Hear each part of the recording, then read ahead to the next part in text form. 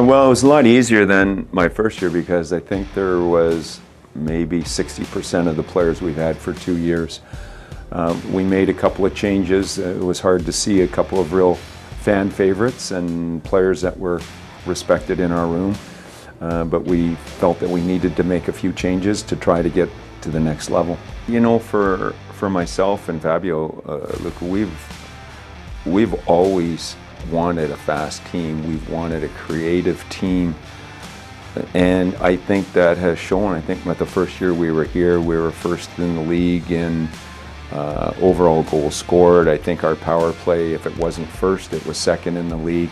So the offensive side of things, we want to be able to do those things from being really sound defensively. Like we talked about today, I mean, if we can get in and out of our zone, when the puck comes into our defensive zone, if we can get out of it within 6 to 8 seconds, we'll create scoring chances. Scoring chances, to me, aren't created by some high-risk, fancy play that works once every 10 times. So for us, that's what we continue to work on, and we have gone through sort of a process, not saying that, like, some players aren't here from when I started, they chose to go elsewhere for whatever the reasons, could be financial, could be lifestyle, could be whatever.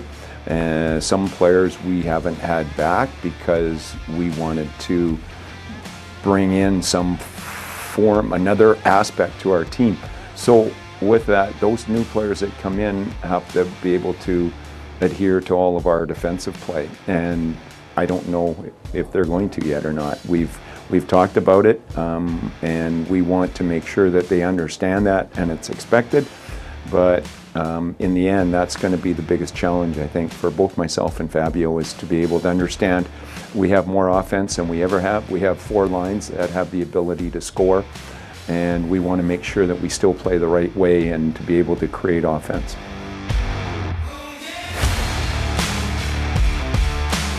I think for sure we all know that Graz has made some huge steps to rebound from their year. They've brought in some really good Austrian players. They've signed some good imports, so that's an improvement. Vienna for sure has improved considerably with the players and the investment that they've got there. You know that Klagenfurt, Salzburg are always going to be strong teams. There's new ownership in Ljubljana, which has brought some money into their team. They've brought some of their own domestic players back. So for us, it's a little different, I think, for coaches. I don't think you ever get in a position where you think that you have an advantage over an opponent. At least I don't. I think that no matter who you play, when you play, what year it is, you get back to how you started the question, and you look after your own business, and that's all you can control. Another aspect of your coaching philosophy, you've always said you like coming to the rink because you get energy from the players. Is that still true? Yeah, I do, and sometimes I lose sight of that. Like sometimes I put other things as a priority to the relationships and building a culture, and I firmly believe it's culture over strategy. It is the most important thing, is the culture in your room. I think that we've done a good job here, the leadership, not we as in myself, our players and Fabio have done a really good job here of building a culture of what's expected of our players, how we play. We play a very tight system, and we make sure that we pay attention to all the defensive details, and that's a really hard culture to push year in, year out. And we have the players here now, Luca, that they have bought into that, and for the new players that come in, they know what's expected. And it's one of the things we talk about before a player even comes here.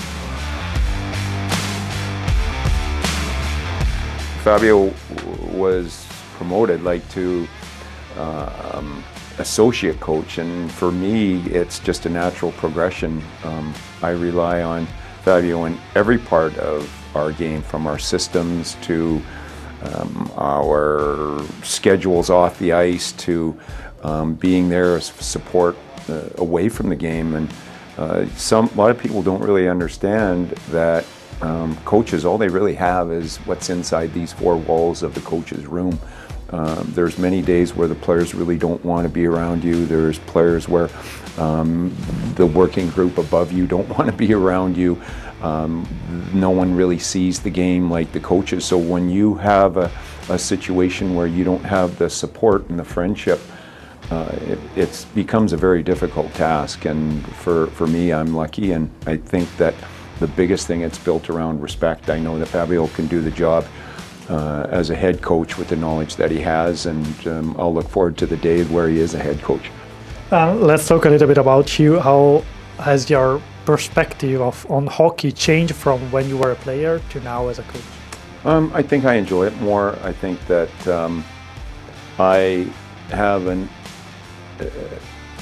I've worked on it enough to understand that not every day is going to be a great day, and when it isn't a great day, never to lose sight on kind of what we're doing, how we're living, what type of a day-to-day life that we actually have being involved in sports. And I think when you're younger, you lose sight of that. You start looking too long-term, how a bad day is going to affect you down the road. And I think for me now, way easier for me to focus on just coming to the rink and making sure that we can walk around with showing confidence and showing that we're here as part of their group too, and that we are the leaders of this group, and they lean on us to make sure that their day is organized, that they're going to leave here with a little bit of something as an improvement and learning of the game. And those, to me, I had lost sight of at different times, especially as a player. And early on in coaching, that you just kept on maybe focusing on your wins and losses, where now it's a lot more again about kind of the culture and enjoying what we do.